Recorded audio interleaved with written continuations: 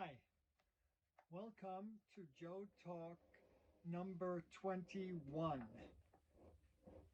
This one is entitled Recent Supreme Court Decisions and their Deleterious Impact Upon Democratic Institutions of Government.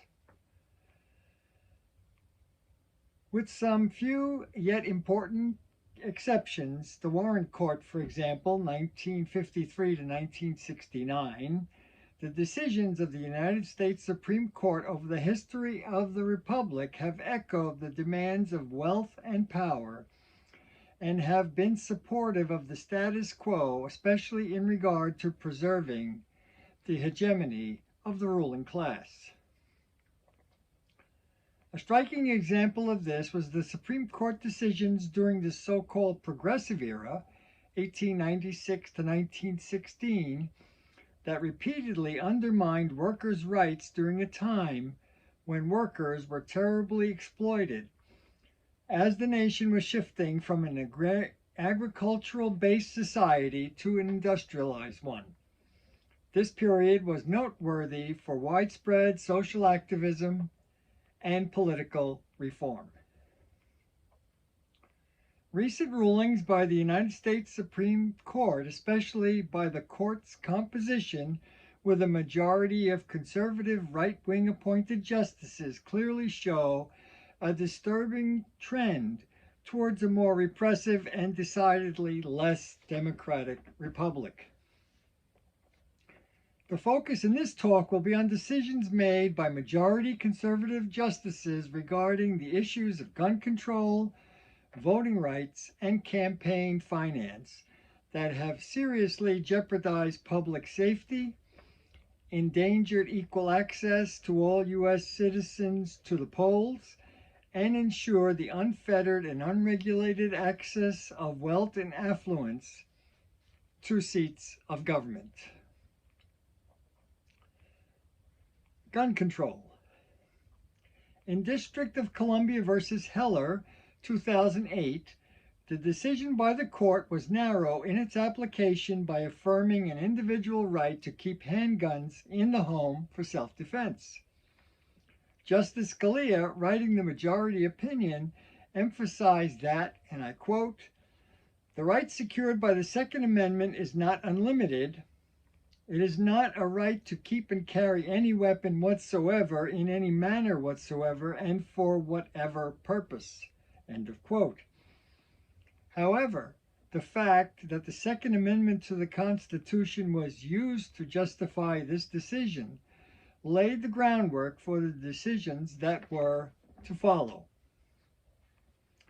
In McDonald versus City of Chicago, 2010, regarding handgun ownership, the Supreme Court held by a vote of 5-4 that the Second Amendment not only applied to federal jurisdiction, as in D.C., but to state and local authorities as well. The Second Amendment states that, and I quote, "a well-regulated militia being necessary to the security of a free state, the right of a people to keep and bear arms shall not be infringed." It is hard to imagine that the framers of the Constitution ever intended this amendment to suggest that all private citizens have the constitutional right to be armed beyond the strict boundary of a well-regulated militia. This, to me, exceeds the limits of common sense and reasonable thinking. As a nation, we have enough evidence to clearly see the real and horrific implications of having an unregulated dissemination of firearms with unimagined firepower to ordinary citizens.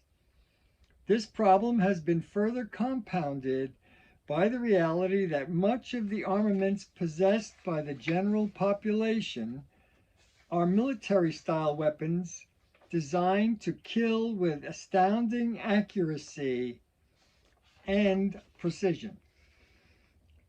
Many of these weapons are also in the hands of self-styled personal militias holding extremist jingoist views in a highly polarized political atmosphere filled with outrageous views with little relationship to the truth.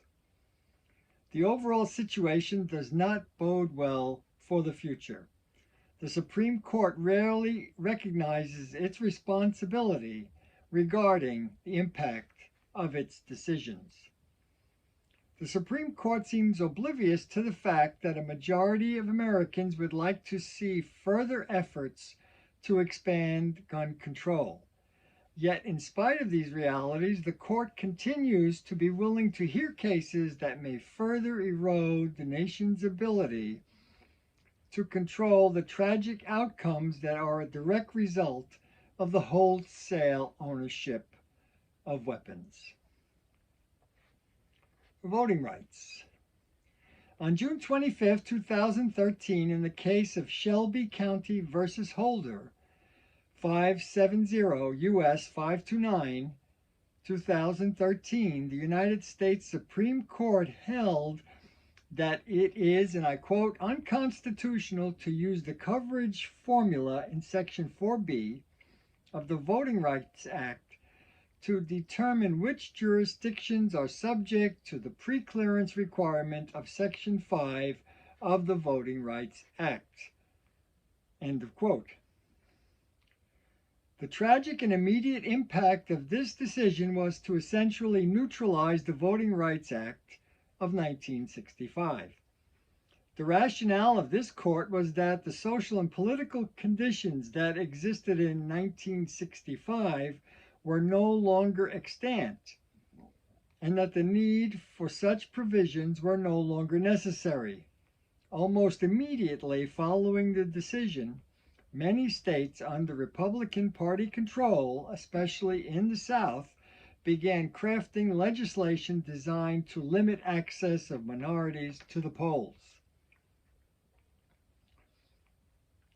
The issues presented before the court in Brovich, Attorney General of Arizona versus Democratic National Committee, 2021, were the voter restriction laws passed by the state of Arizona. One banned the collection of absentee ballots by any person or group other than a relative or caregiver, and the other law threw out ballots cast in the wrong precinct. A federal appeals court had thrown out these provisions on the basis that, and I quote, they had an unequal impact on minority voters and that there was no evidence of fraud that would have justified their use. Also, these were passed in Arizona under the, that was the end of quote. Also, these were passed in Arizona under the false and misleading notion that the 2020 presidential election was fraudulent and stolen. This widespread lie was never substantiated by any court of law in response to a literal flood of suits filed by ex-President Donald Trump in many judicial venues. In addition, election officials throughout the nation added testimony to the overwhelming conclusion that the election was fair and beyond reasonable reproach. It also should be remembered that Donald Trump won in 2016 despite the fact that he received a minority of popular votes, 3 million fewer than his opponents. The 6-3 vote was consistent with the so-called conservative values of the majority in the court. Justice Alito wrote the majority decision, angering his liberal colleagues. The rationale for this decision was that the state laws should be reinstated in that the impact on minorities was, in quotes, relatively minor. In the majority decision, Justice Alito wrote that, and I quote, just because voting may be inconvenient for some doesn't mean that the access to voting is unequal, end of quote. He also stipulated that the courts should consider what voting rules were like in 1982 when the relevant provision of the law was enacted. He stated that at that time almost all voting was in person and on election day, and I quote, the mere fact that there is some disparity in impact does not necessarily mean that a system is not equally open or that it does not give everyone an equal opportunity to vote. End of quote. Again, we have the Supreme Court disseminating judgments that apparently ignore the real political and social realities of the present and the conclusions drawn by the majority of the nation's people. The court demonstrates an apparent disregard for the essential aspects of a supposed democratic society and seems to possess no real desire or inclination to support the underlying and essential characteristic of any democracy, the unimpeded right of every citizen to vote. Without this right, the nation runs the risk of being subject to the tyranny of the minority, a minority that would not have access to the power of formulating national policy if the right to vote was equally enforced. The reemergence of Jim Crow is not in the nation's best interests. Campaign finance. In Citizens United versus FEC 2010, the court held that, and I quote, the free speech clause of the First Amendment prohibits the government from restricting independent expenditures for political campaigns by corporations, including nonprofit corporations, labor unions, and other associations. End of quote. This decision essentially swept away all the progress that had been made in regard to campaign finance reform that had been enshrined in laws and regulations. This spurious, ludicrous, and far-fetched application of the Free Speech Amendment to the United States Constitution is difficult to fathom. According to the First Amendment, and I quote, Congress shall make no law respecting an establishment of religion or prohibiting the free exercise thereof, or abridging the freedom of speech or of the press, or the right of the people peacefully to assemble and to petition the government for a redress of grievances. This amendment clearly addresses the right to free speech. There is nothing in the body of this amendment that any way refers to money or finance. This application of the Free Speech Amendment to this decision effectively implies that wealthy individuals, corporations, and institutions apparently have greater access to free speech than ordinary citizens.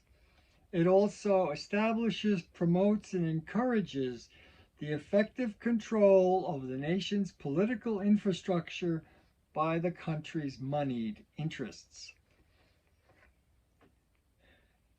As we all recognize within the current system, politicians and elected officials spend a vast portion of their time in government soliciting funds for their campaigns.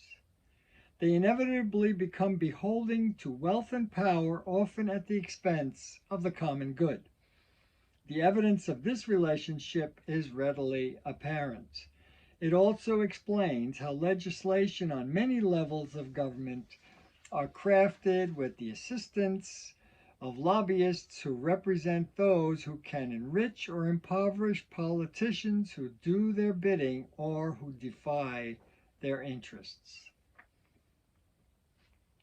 In the example set forth above, I have attempted to demonstrate how the Supreme Court has repeatedly made decisions that counter the very essence of a true democracy, suggesting that the court majority has very little interest in democracy and is far more vigilant and resourceful regarding the interests of wealth and power. The end. Thank you so much for listening.